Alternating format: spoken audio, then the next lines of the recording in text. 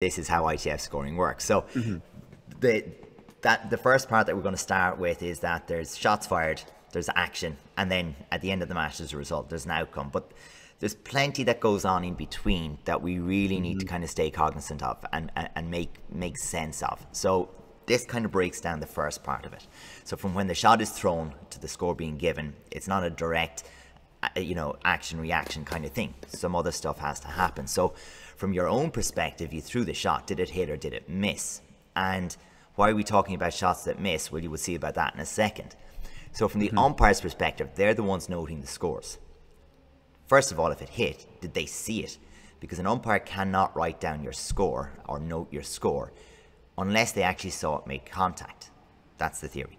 The second thing is, what if you hit but the judge didn't see it? So, obviously they shouldn't be putting it down their card. And then we have this false positive thing, which is where you threw a shot, it didn't hit, but there's a score anyway. So this thing can happen as well. And we have some examples of that to go through. The thing that's going on in the judge's mind as well when they see the technique is, first of all, was it a legitimate technique? Was it something that they're allowed to score? And maybe we don't consider that often enough. The next thing is, well, look, did it hit a legitimate target area? Because maybe it hit to the top of the leg, maybe they could say it hit to the back, to the shoulder, to the back of the head. Was there contact? And if there was contact, was it too much contact? So that's a different kettle of fish as well. And then finally, after executing the technique, did you have balance? Did you recover after the technique? Because if we exit the ring afterwards, if we fall to the ground afterwards without recovering balance, if we then turn and stay facing away from our opponent, we're not getting a score for that. So right now, our feeling is, I've got the score.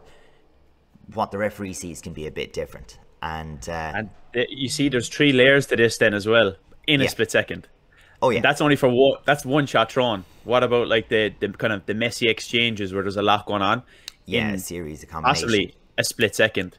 So like it's not easy for a judge really, and sometimes we give judges a little bit of slack, but like the job isn't very straightforward, as you can see there.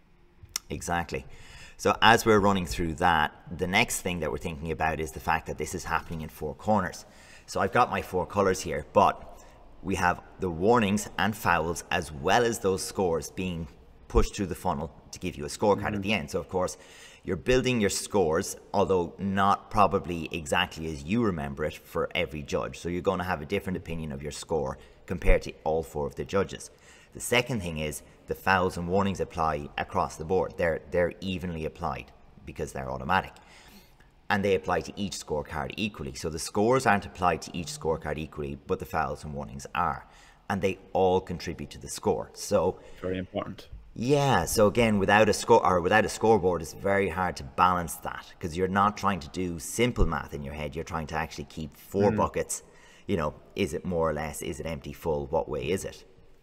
So at the end, the match result is determined by, are you winning, drawing, or losing on the 4 different scorecards? And of course, we know you need to be winning. You need at least 2 scorecards in your favor in order to win.